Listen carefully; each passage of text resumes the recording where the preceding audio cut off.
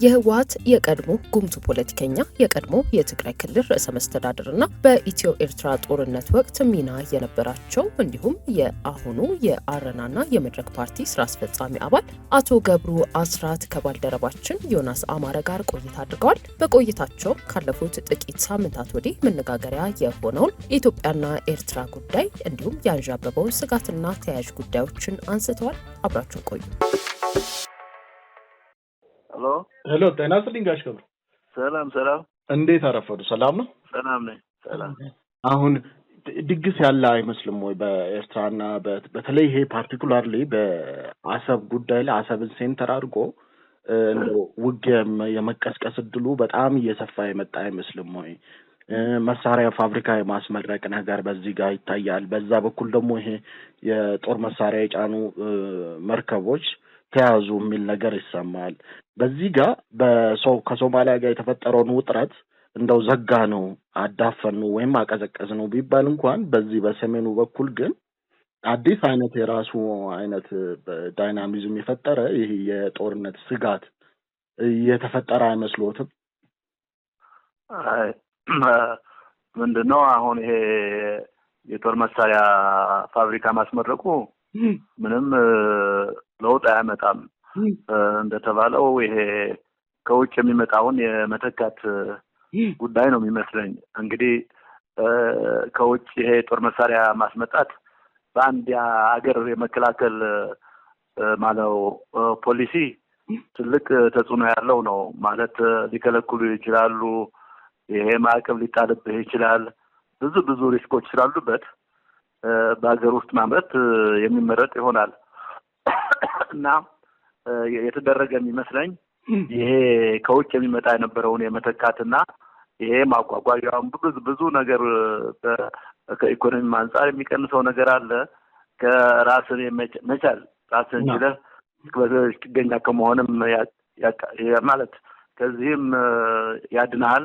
ስለዚህ ይሄ ስለ ታሳቢ አድርጎ የተደረገ ይመስለኛል እንጂ ለዚህ ከአሁኑ ጦርነት ጋር ምንም ተያያዥነት ያለው አይመስለኝም። ከዚህ ከሚደረገው እንቅስቃሴ እንግዲህ እኔ የምመለከተው ምንድነው በሁለቱም በኩል ማለት በኤርትራም በኢትዮጵያም በኩል ይሄ ወደ ጦርነት የሚያመሩ ቅስቀሳዎች፣ ንግግሮች እየተሰሙ ነው ያሉ። ግን እነዚህ በእርግጥ ወዲያውኑ አሁን ወደ ጦርነት ያስገባሉ የሚል ግምት የለኝም። ምክንያቱም በኢትዮጵያ በኩል አሰብን እንዲሁ ለመያዝ ነው የሚፈለገው እንደ ክሪሚያ ወይም ሌሎች ቦታዎች ወይስ በህግ የማስመለስ ጉዳይ ነው የሚለው ነው ዋናው ትልቁ ነገር።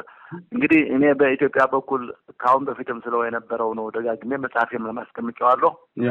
መጀመሪያ የህግ ማዕቀፉን ነው ማስቀመጥ ያለበት። ይሄ ይገባናል የሚለው ነገር ነው መቀመጥ ያለበት። ከህግ አንጻር ከዓለም አቀፍ ህግ አንጻር በተለይ አይቶ ኢትዮጵያ የባህር በር ያስፈልጋታል የሚለው ነገር ማስረገጥ ነው። በዓለም አቀፍ ተቋማትም በተባበሩት መንግስታት መቅረብ አለበት። ስሬስ ከሆነ በአፍሪካ ህብረትም በሌሎችም መቅረብ ያለበት ይመስለኛል ይሄ ጉዳይ እና ኢትዮጵያ ከፍትህ አንጻር፣ ከህግ አንጻር፣ ከታሪክም አንጻር የባህር በር ያስፈልገኛል የሚለው ነገር በደንብ መቅረብ ያለበት ይመስላል። እስካሁን ድረስ ይሄን አላየሁም። በማንኛውም የዓለም አቀፍ ድርጅት ይሄ የቀረበበትና የኢትዮጵያ መንግስትም የድሮው እንኳን አይገባንም የነመለስ የነ ኃይለማርያም ኢህአዴግ በቃ ይሄን ማንሳት ጦርነት መቀስቀስ ነው ሲሉ ነበር።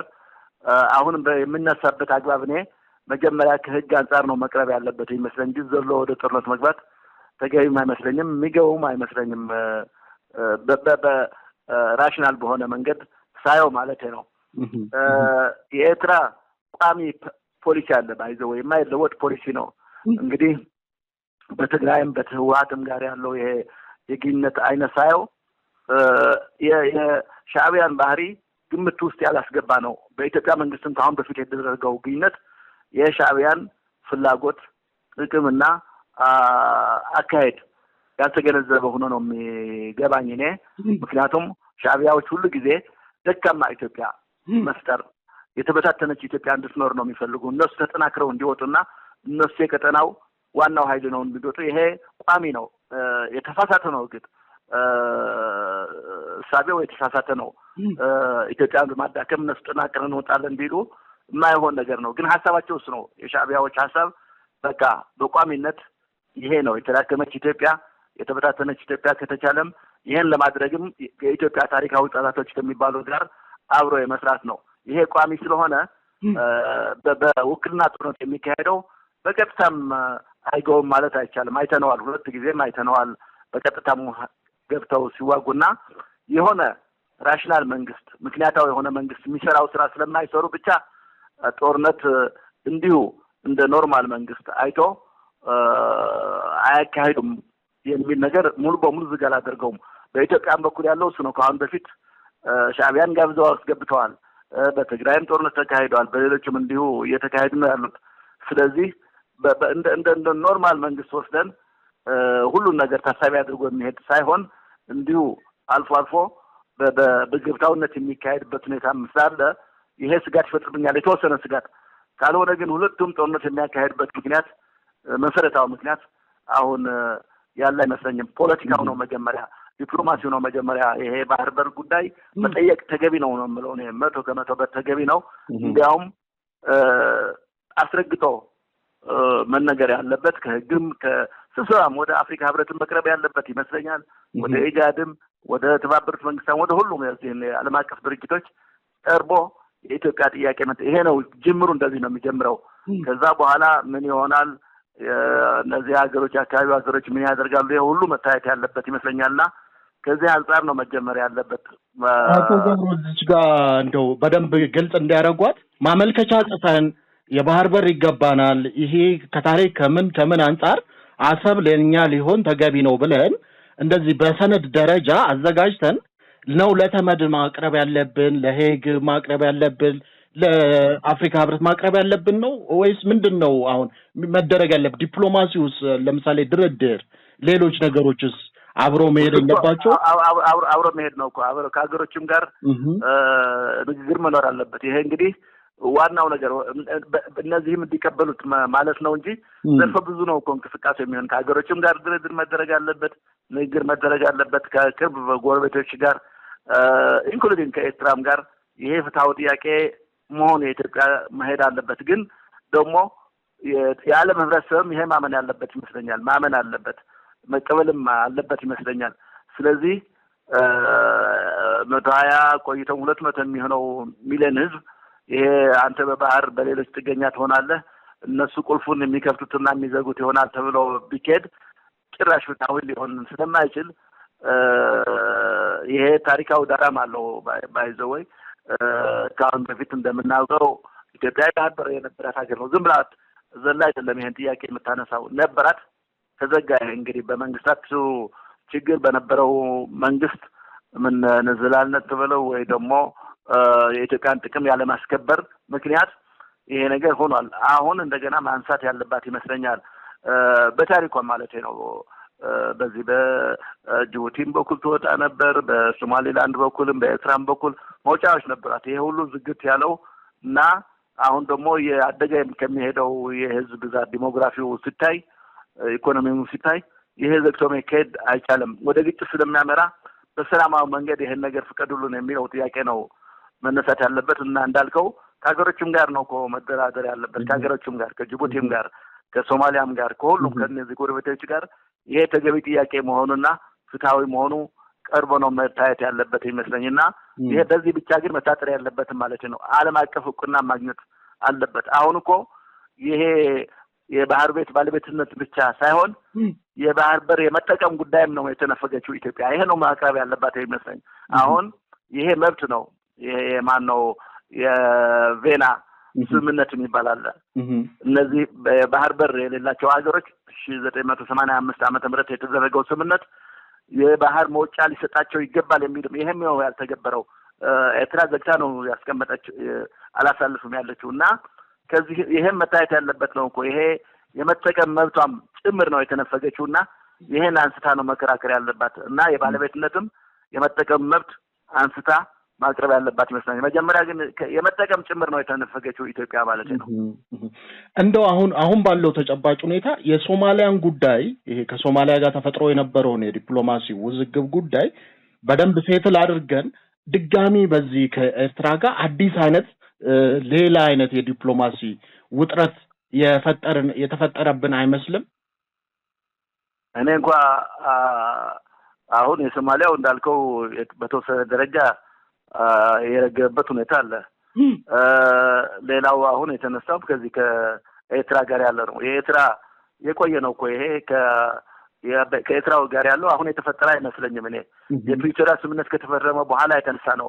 የፕሪቶሪያ ስምምነት ሲፈረም ሁለት ኃይሎች በአማራ ክልል የነበሩ ታጣቂዎችና ይሄ በተለይ ደግሞ ሻዕቢያዎች በጣም ነው የተናደዱት። ይሄ ጦርነት መጨረስ ነበረብን፣ የጀመርነው ሲፈጽሙት የነበረው ወንጀል በትግራይ ላይ ይሄን አዳክመን ካላደቀቅ ነው በስተቀር እንዲሁ መመለስ ያልነበረም እና ክህደት ነው ብለው የጀመሩት ከዛ ጊዜ ጀምሮ ነው።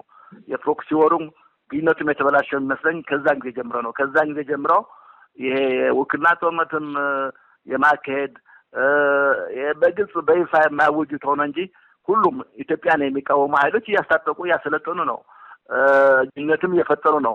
ስለዚህ አሁን የተጀመረ አይደለም። ይሄ እንግዲህ አሁን ትንሽ ጦዟል ለማለት ካልሆነ በስተቀር የቆየ ነው። ይሄ ከፕሪቶሪያ ስምምነት በኋላ አብረው ይሰሩ ነበር፣ አብረው ትግራይን አድቀዋል። ከዛ በኋላ ግን የፕሪቶሪያ ስምምነት ሲፈረም ግን ይሄ እንደገና በጣም ነው የተመሳጩት፣ የተናደዱት። ምክንያቱም ጥቅማቸው ያ ደካማ ጎረቤት የሚል ነገር ስላልተሳካላቸው ሁሉም ደቆ ኢትዮጵያም ደቆ ትግራይም ደቆ እንዲያዩ የሚፈልጉ ስለነበር ይሄ ስላልተሳካ በፕሪቶሪያው ስምምነት ተቆጥተዋል፣ አኩርፈዋል። ከዛ ጀምሮ እንግዲህ ቀድሞም ነበር የሆነ ይሄን ማየት ያለብን የሚመስለኝ እንዲሁ አሁን የተጀመረ አይደለም። ከኢትዮ ኤርትራ ጦርነት ጀምሮ የተጀመረ ነው። ከቀድሞ ማለት ከ1900 ስንት ነው ከዛ ጀምሮ እኮ ብዙ ታጣቂዎች እዛ አልነበሩም። ኢትዮጵያን ለማፍረስ ኢትዮጵያን ለመውጋት የሚዘጋጁ ብዙ ድርጅቶች የሚሰለጥኑ እኮ ነበሩ። ከሁሉም የኢትዮጵያ ክፍሎች እዛ ሰልጥነው ሄዱ ነበር። ስለዚህ ቀጣይነት ያለው ነው። በኤርትራ በኩል ያለው ፖሊሲ ፐርማነንት ነው። ይሄ በዚህ ጉዳይ ላይ ማንም መጃጃል ያለበት አይመስለኝም። ቋሚ ነገር ነው። ይሄ የሚስት መንግስት በጣም የተሳሳተና የኢትዮጵያን ጥቅም የማያስጠብቅ ነው። ይሄ ከአሁን በፊት የተፈጠረው ይሄ አሊያንስ እዛ ጅዳ ተፈረመ የሚባለው ይሄ ሁሉ የሻዕቢያን ባህሪ ግምት ውስጥ ያላስገባና የኢትዮጵያን ጥቅም ያላስጠበቀ ነው የተከተል ነውና ይሄ ነው እንግዲህ የእነሱ ፖሊሲ ግን ቋሚ ፖሊሲ መሆኑ መገንዘብ እና አዲስ ነገር ያለው አይመስለኝም። በኤርትራ በኩል በኢትዮጵያ በኩል ይሄ አሰብ የሚለው እኔ ግልጽ በሆነ መንገድ ያየሁት ነገር የለም። ይገባናል በቃ ባህር ይገባናል እየተባለ ነው። ግን እንዴት በምን መንገድ ከየት ይጀምራል? ዲፕሎማሲ ምንድነው? ፖለቲካው ምንድነው? እንዴት ነው የሚፈጸመው? ቅድም እንዳልኸው እኮ ከሀገሮች ጋርስ እንዴት ነው ግንኙነት? ይሄ ሁሉ ማንሳት ያለበት ተገቢ ነው። ጥያቄው ተገቢ ነው።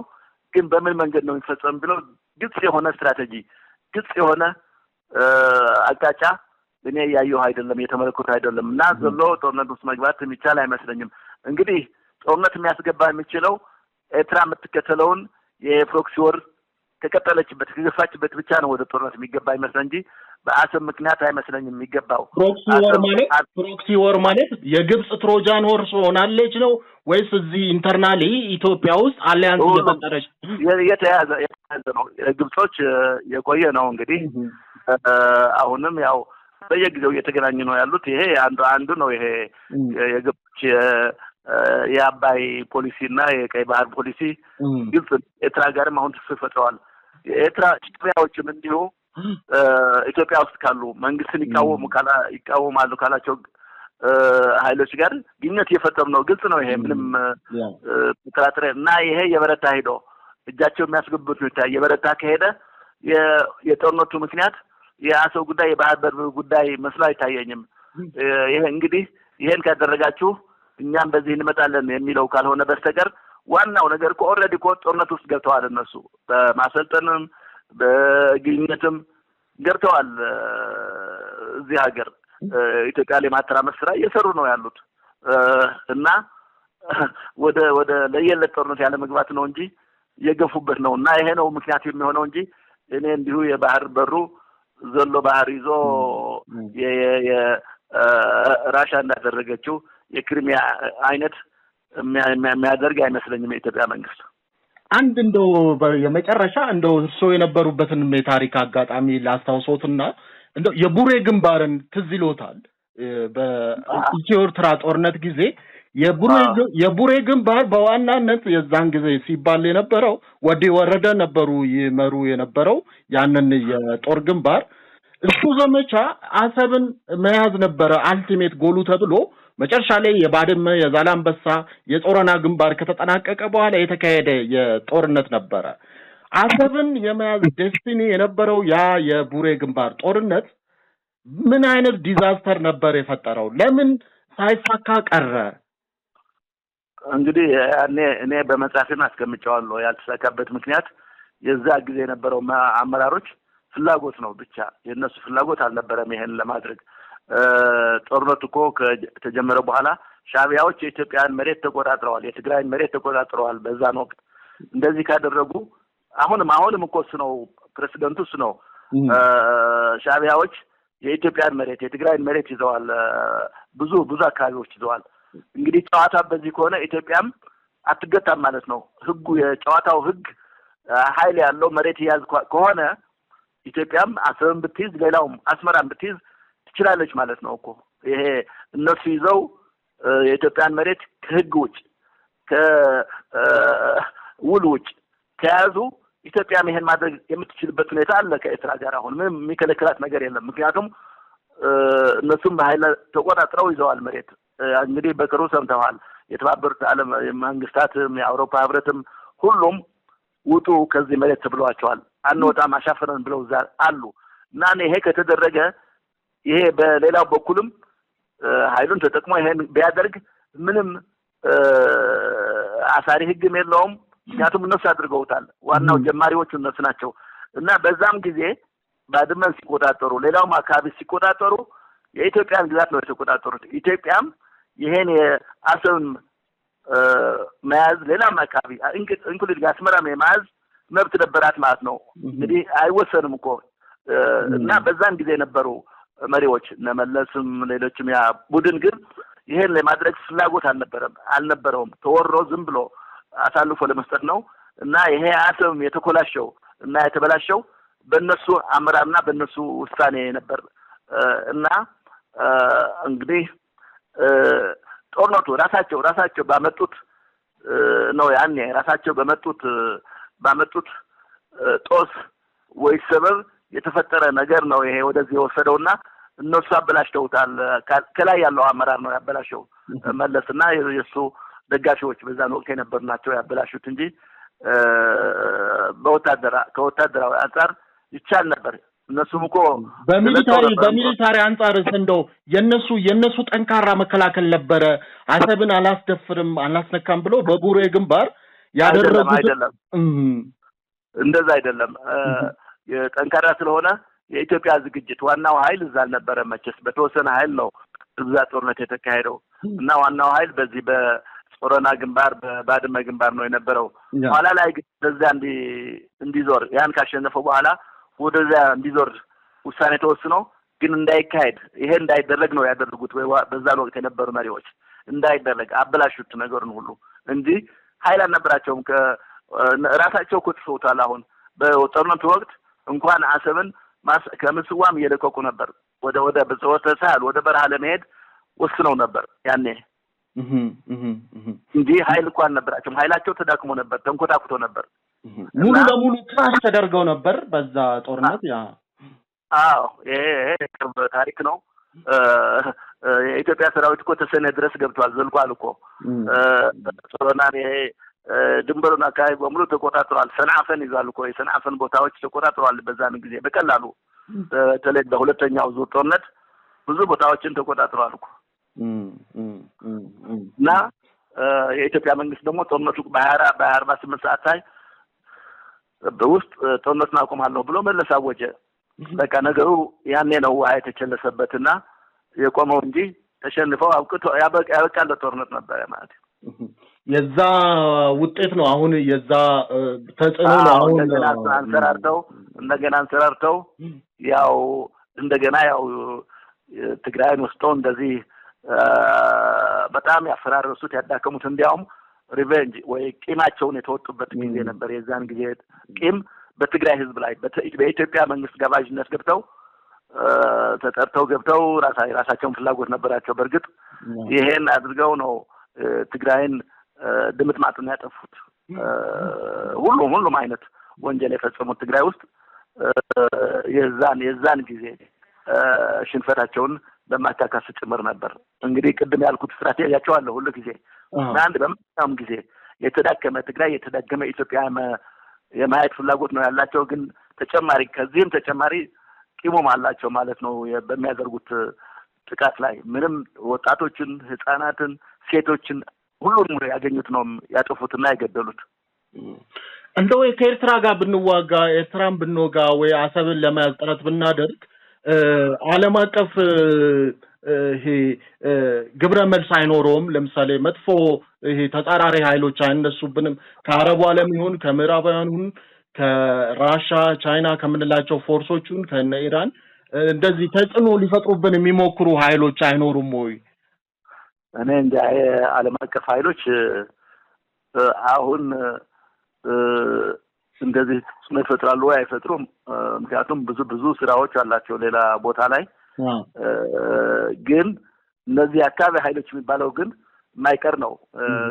የአካባቢው ኃይሎች ማለት አሁን የቀይ ባህር ጉዳይ ስታይ ዋናው ተዋናያን የሆኑት የአካባቢ ኃይሎችን እንደሚሉ ናቸው። ግብጽ፣ ሳውዲ፣ ኤሚሬትስ እና ኢራንም ጭምርት አለፍ ብሎ ቱርክ እነዚህ ናቸው በዚህ አካባቢ ይሄን አካባቢ ለመቆጣጠር የሚፈልጉ አዲሶቹ የአካባቢ ኃይሎች እንጂ እነዚህ ዓለም አቀፍ ኃይሎች በጣም እና አውሮፓ፣ አሜሪካ እነዚህ አይደሉም። እዚህ በጣም እየተዋነ ወደ ፊት መጥተው የተንቀሳቀሱ ያሉ። ግን የማይቀረው ነገር ይሄ አሰብ የሚባል ከኤርትራ ጋር የሚደረገው ጦርነት አሁን እንዲሁ ከአንድ ሀገር ጋር የሚደረግ ጦርነት አይደለም። አስተላልፉ ተቀይሯል። እዚህ ቀይ ባህር ውስጥ ያለው እና ግብጾች አሉ በጣም እየተንቀሳቀሱ ያሉ። ሳውዲዎችም ይሄ ባህር ማንም መግባት የለበትም በእኛ ተጽዕኖ ስር መቆየት አለበት የሚሉ ናቸው። ሌሎችም እንዲሁ ቱርኮችም እንዲሁ እየመጡ ነው። ኢራን እንኳን አሁን የተዳገመበት ሁኔታ ቢኖርም ኢራኖችም ኢንተረስት አለን ያልነው እና በዚህ የአካባቢ ኃይሎች የሚሻኩቱበት ይሆናልና ጦርነቱ እንዲሁ ለብቻ ኤርትራ ኢትዮጵያ ተብሎ የሚለይ አይመስለኝም ከሆነ ማለት ነው። እነዚህ ኃይሎችም የሚገቡበት የአካባቢ ኃይሎችም የሚሳተፉበት ይሆናል። ከልብ አድርጌ አመሰግናለሁ ጋሽ ገብሩ። እንደሁሉ ጊዜ ይርጥልኝ። እሺ